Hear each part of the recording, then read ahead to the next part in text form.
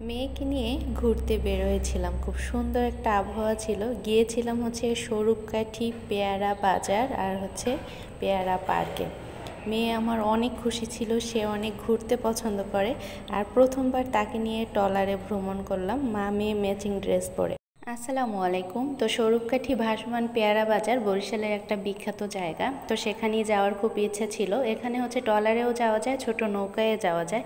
ইচ্ছে ছিল হাতের ছোট নৌকাতে যাব, কিন্তু মেয়ের জন্য অত ছোট নৌকাতে উঠিনি, তাই বড় একটা হচ্ছে ট্রলার রিজার্ভ করলাম। এখানে আপনাকে দাম দর করে তারপর নিতে হবে। তারা অনেক চায়, মানে 1500-2000 টাকাও চাইবে। তো আপনি দাম দর করে তারপর নেবেন। ফ্যামিলি সহ আমরা হচ্ছে গিয়েছিলাম সবাই মিলে, মামি, আম্মু, আমার মামাতো বোন, খালাতো বোন আর আমার এই যে কন্যা, সবাই মিলে উঠেছিলাম ট্রলারে। খুব ভালো লাগছিল। এবার গন্তব্যে যাওয়ার পালা। আশা করি ভ্রমণটা অনেক আনন্দদায়ক হবে। এভাবে ট্রলারে ভ্রমণ করলাম আর আবহাওয়াটাও দেখতে পাচ্ছেন এত সুন্দর ছিল, ছবিগুলোও অনেক সুন্দর এসেছিল। আর এই যে নদীতে হচ্ছে ছোট ছোট নৌকায় করে পেয়ারা বিক্রি করে, আমরা যাওয়ার পথেই দেখছিলাম। তো আমরা হচ্ছে অনেক দূর আসার পরে এরপরে দেখি এই যে আমরা পেয়ারা পার্কে চলে আসছি। পার্কটার ভেতরে ঢুকতে জনপ্রতি 30 টাকা করে টিকিট লাগে। আর এখানে দোলনাও আছে খুব সুন্দর, আর খাবারেরও জায়গা আছে। তো আমরা ট্রলারটাকে সাইড করে রেখে তারপর হচ্ছে 30 টাকা জনপ্রতি টিকিট কাটলাম, তারপরে ভেতরে ঢুকলাম। আশা ছিল যে আমরা পেয়ারা ছিঁড়ে খেতে পারবো ভেতরে গিয়ে, মানে যদিও এখন পেয়ারার সিজন, কিন্তু সেই সৌভাগ্য আর হয়নি, কারণ পেয়ারা পেরে খাওয়া শেষ। ভেতরে শুধু গাছগুলোই ছিল, পেয়ারা একদমই ছিল না, খুবই ছোট ছোট, যেগুলো খাওয়ার মতো ছিল না। তো আমরা একটু হাঁটাহাঁটি করলাম, আর সামনেই নদীর উপরে একটা দোলনা ছিল, কি সুন্দর তাই না?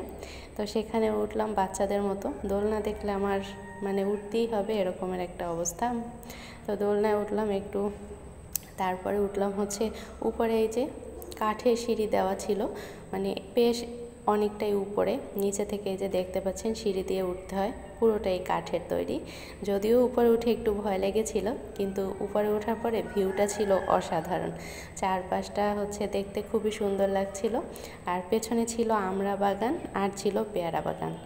রিস্ক তো নিতেই হবে তাই না? মানে ঘুরতে গেলে তো কিছু কিছু জায়গা মনে হয় অনেক ভয়ঙ্কর, কিন্তু না গেলে পরে আফসোস হয়। এখানে উঠে ভালোই লেগেছিল, সবাই শুধু উপরে ওঠে আর অনেক মানুষ ছিল। এই যে ভাসমান পেয়ারার যে নৌকার মধ্যে করে নিয়ে যাচ্ছে, পেয়ারাগুলো অনেক মিষ্টি ছিল খেতে। এখানে কেজি হিসাবে পেয়ারা বিক্রি করা হয়। যদিও আমরা যেতে যেতে দুপুর হয়ে গিয়েছিল, তাই পেয়ারার সংখ্যা অনেক কম ছিল। আর এই যে সবাই সিরিয়ালে বসে আছে, যে যার মতো পেয়ারা কিনে নিচ্ছে। হঠাৎ করে একটা গাছ দেখলাম, অদ্ভুত, দেখেন এত পরিমাণ বাদুড় এই গাছটাতে ঝুলে আছে, দেখে বেশ ভালো লাগলো। আপনাদের কেমন লাগলো জানাবেন। ধন্যবাদ।